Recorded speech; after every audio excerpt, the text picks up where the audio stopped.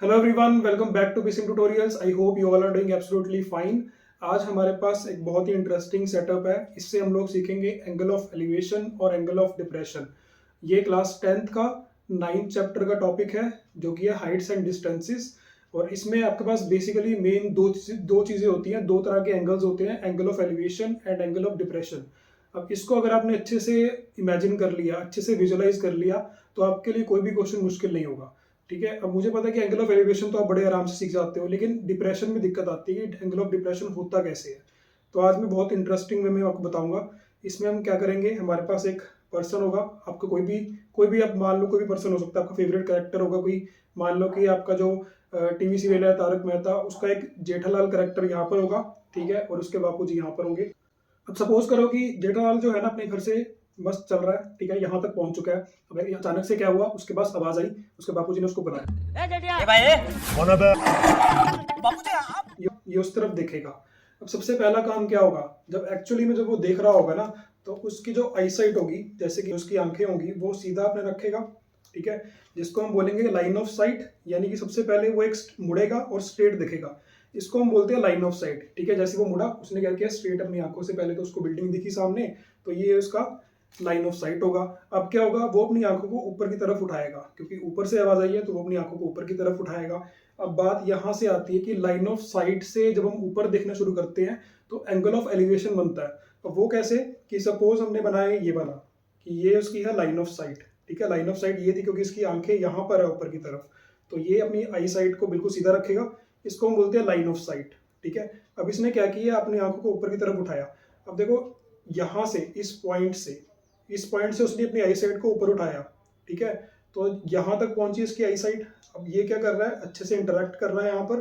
तो इस एंगल को, ये जो एंगल हमने नीचे से ऊपर की तरफ बनाया, इस एंगल को हम बोलते हैं एंगल ऑफ एलिवेशन। यानी कि अब जब मैंने इसको यहाँ पर रखा, ठीक है, तो ये लाइन क्या होगी, ये लाइन यहाँ से ऊपर की तरफ गया है। ठीक है। तो इसको बोलते हैं एंगल ऑफ एलिवेशन। अब एंगल ऑफ एलिवेशन को अगर हम डायग्राम के हिसाब से शो करें, जब आपके पास क्वेश्चन आता है तो हम उसको कैसे शो करते हैं, कि सबसे पहले हमारे पास क्या होता है, हमारे पास एक लाइन ऑफ साइट होती है। सबसे पहले तो हम एक ग्राउंड बनाते हैं कि ये मेरे पास एक ग्राउंड है। अब यहाँ पर जो पर्सन खड़ा है, उस पर्सन को हम एज ए पॉइंट ऑब्जेक्ट लेकर चलते हैं। जैसे कि यहाँ पर जेठालाल था, तो हमने उसको पॉइंट ऑब्जेक्ट मान लिया, और यहाँ से उसको आवाज़ आई थी। ठीक है। उसके बापूजी ने उसको बुलाया था यहाँ से, और ये होगी बिल्डिंग की लेंथ। ठीक है। और जहाँ पर वो खड़े हैं, वहाँ से उन्होंने आवाज़ लगाई। अब इसने क्या किया, पहले इसकी लाइन ऑफ साइट सीधी थी, मतलब पहले वो बिल्कुल सीधा दिख रहा था, लेकिन जब उसको आवाज़ आई तो उसने क्या किया, अपनी आंखों को ऊपर की तरफ उठाया। कितना उठाया, जहां तक उसकी लाइन ऑफ साइट बिल्कुल बालकनी के साथ मिल जाती है। ठीक है। तो इसको हम इससे मिलाएंगे। ठीक है। तो कितना एंगल ऊपर उठाया उसने, पहले लाइन ऑफ साइट ये थी, अब यहाँ पर हो चुकी है, तो उसने क्या किया, इतना एंगल ऊपर उठाया। इसको हम बोलते हैं एंगल ऑफ एलिवेशन। एलिवेशन का मतलब एलिवेट करना, किसी चीज को उठाना, तो ये होता है एंगल ऑफ एलिवेशन। अब बात आती है डिप्रेशन एंगल की। अब डिप्रेशन एंगल से करने के लिए हम दोबारा से डायग्राम के ऊपर आते हैं, एक मॉडल के ऊपर आते हैं। अब डिप्रेशन एंगल में देखो क्या होगा, ये भी बहुत इजी से टॉपिक है। डिप्रेशन एंगल के लिए हम लाइन ऑफ साइट लेंगे जो पर्सन ऊपर की तरफ है। ठीक है। अब जो है बापूजी यहाँ पर ऊपर की तरफ है, सबसे पहले स्ट्रेट देख रहे होंगे, तो स्ट्रेट उनकी लाइन ऑफ साइट ये होगी। ठीक है। आंखों से लेकर इस तरफ ये लाइन ऑफ साइट है। उन्होंने क्या किया, उन्होंने देखा कि ये जेठालाल जा रहा है, तो उनका एंगल ऑफ डिप्रेशन क्या हो गया, लाइन ऑफ साइट से नीचे हो गया, उसकी तरफ हो गया। ठीक है। तो यानी कि पहले लाइन ऑफ साइट ये थी, अब एंगल क्या हो गया, नीचे की तरफ उसकी लाइन ऑफ साइट चली गई। तो इसमें क्या चीज़ कम हो रही है, देखो। अब यहाँ पर मैं इसको ले आता हूँ, मैंने इसको यहाँ पर रखा, पहले लाइन ऑफ साइट सीधी थी, मतलब एंगल वहां से स्टार्ट हुआ और वहां से यहाँ तक आया, सिर्फ यहाँ तक, मतलब स्ट्रेट लाइन से यहाँ तक आया, यानी कि लाइन यहाँ से लेके इतना मुड़ी है। ठीक है। तो इसको अगर मैं आपको डायग्राम में शो करूं, तो डायग्राम में कैसे शो होगा, जैसे कि हमने बनाया था कि यहाँ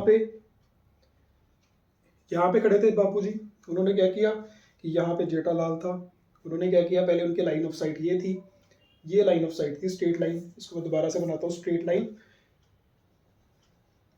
उनकी लाइन ऑफ साइट तो ये थी। उन्होंने क्या किया, अपनी लाइन ऑफ साइट से, और उन्होंने देखा उसको इस तरफ देखा, ये उनकी लाइन ऑफ साइट अब हो चुकी है, पहले ये थी, यानी कि उन्होंने अपनी लाइन ऑफ साइट से एंगल कितना कम किया, इतना नीचे देखा उन्होंने। ठीक है। ऊपर से इतना नीचे देखा, तो ये हो गया एंगल ऑफ डिप्रेशन। तो यही एक बेसिक सा टर्म था एंगल ऑफ डिप्रेशन और एंगल ऑफ एलिवेशन का। तो आई होप आपको समझ आया होगा। एंगल ऑफ डिप्रेशन में क्या होता है कि हम अपनी आंखों की जो लाइन साइड होती है ना, उससे हम अपनी आंखों को डिप्रेस कर लेते हैं नीचे की तरफ, तो वो एंगल होता है एंगल ऑफ डिप्रेशन का। और एंगल ऑफ डिप्रेशन जो बनेगा ना, वो ऊपर की तरफ बनेगा, क्योंकि आपकी आई साइड यहाँ से लेके नीचे की तरफ गई है, तो ये जो एंगल बनेगा ना ऊपर वाला, ये होता है एंगल ऑफ डिप्रेशन।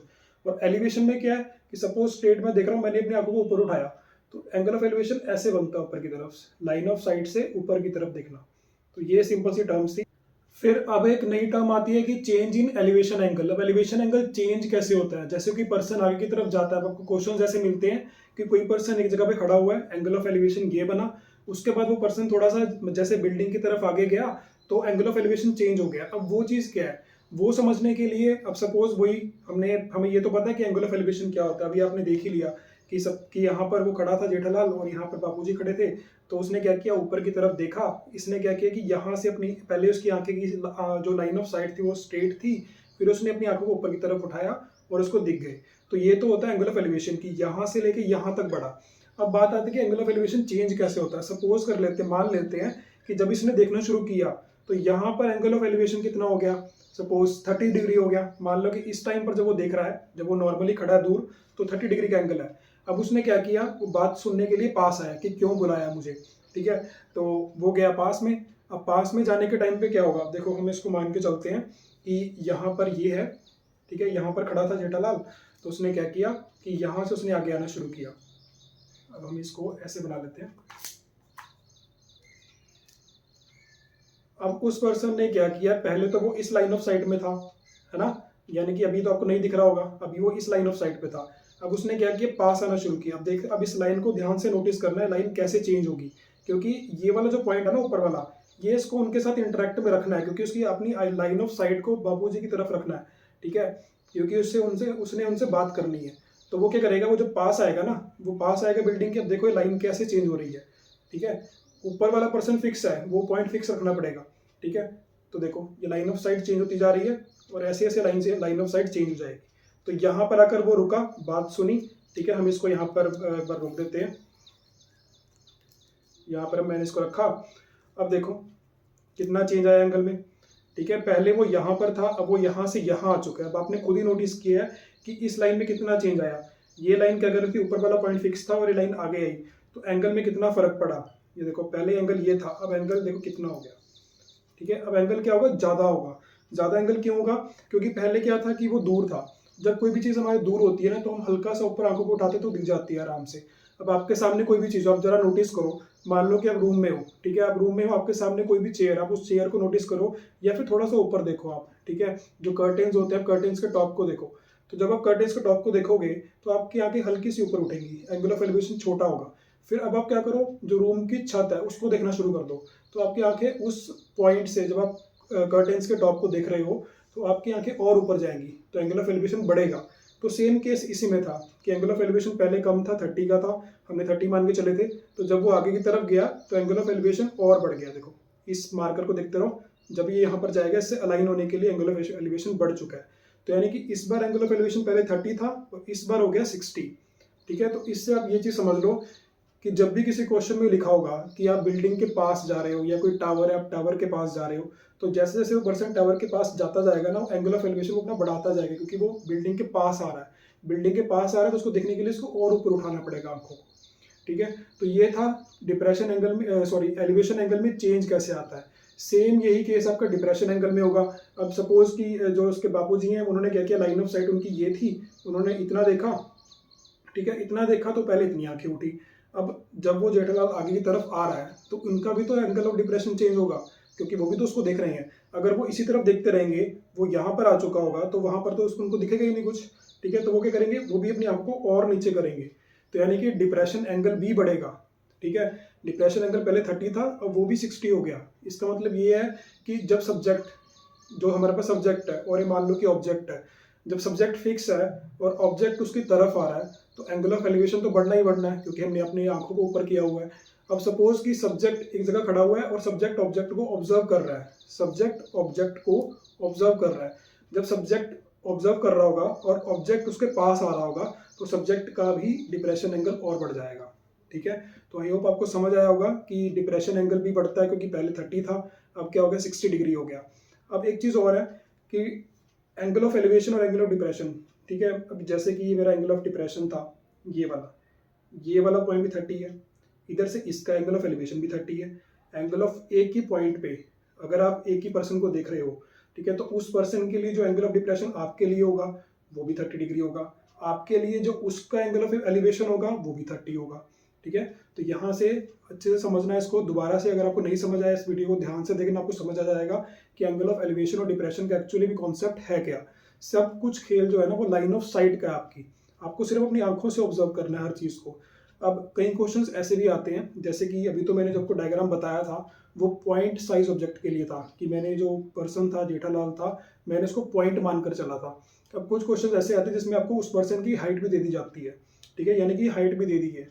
तो उस केस में क्या होगा कि ये चीज़ भी कंसीडर होगी नीचे वाली, जब देख रहे हो ना यहाँ पर, ये जो नीचे यहाँ पर एक पट्टी बनी हुई है, इसको भी आपको कंसीडर करना पड़ेगा, ठीक है। उस साइड में, उस केस में क्या होगा कि बिल्डिंग सपोज 10 की है, मान लो कि 10 मीटर इसकी लेंथ है और पर्सन 1 मीटर का है। जब 1 मीटर का पर्सन है तो जब वो आगे जाएगा, हम इसकी लेंथ यहाँ तक, यानी कि बिल्डिंग की लेंथ जो यहाँ तक की है, इस पॉइंट तक की, ये भी तो 1 ही होगी, क्योंकि पर्सन 1 का है तो उतनी तो हाइट, अगर वो पर्सन यहाँ पे आके खड़ा हो जाए तो बिल्डिंग की इतनी हाइट तो 1 ही होगी ना, 1 मीटर की। तो यानी कि बाकी जो हाइट बची वो कितनी होगी, वो 9 की होगी। तो कई क्वेश्चंस में ऐसा भी होता है कि आपको क्या होता है कि बिल्डिंग की हाइट निकालनी होती है, तो उस केस में क्या करते हो आप कि ऊपर वाली लेंथ निकालते हो और इन ट्राइंगल्स को सॉल्व करके ऊपर वाली लेंथ निकाल लोगे, उसमें आप क्या करोगे, इस पर्सन की हाइट जोड़ दोगे, तो वो आंसर आ जाएगा। सो आई होप आपको आज की वीडियो समझ आई होगी, आपको कुछ इंटरेस्टिंग लगा होगा इसमें, एंगल ऑफ एलिवेशन डिप्रेशन आपने अच्छे से समझा होगा। तो अगर आपके मन में कोई और डाउट भी है, कोई और टॉपिक को लेकर भी डाउट है, कि अगर आप उसको विजुलाइज नहीं कर पा रहे हो अच्छे से, आप उसको कॉन्सेप्ट नहीं समझ पा रहे हो उस टॉपिक का, तो आप कमेंट करो उस टॉपिक के बारे में। मैं पूरी कोशिश करूंगा कि आपको इंटरेस्टिंग वे में बता पाऊँ। So that's all for today, thank you for watching this video.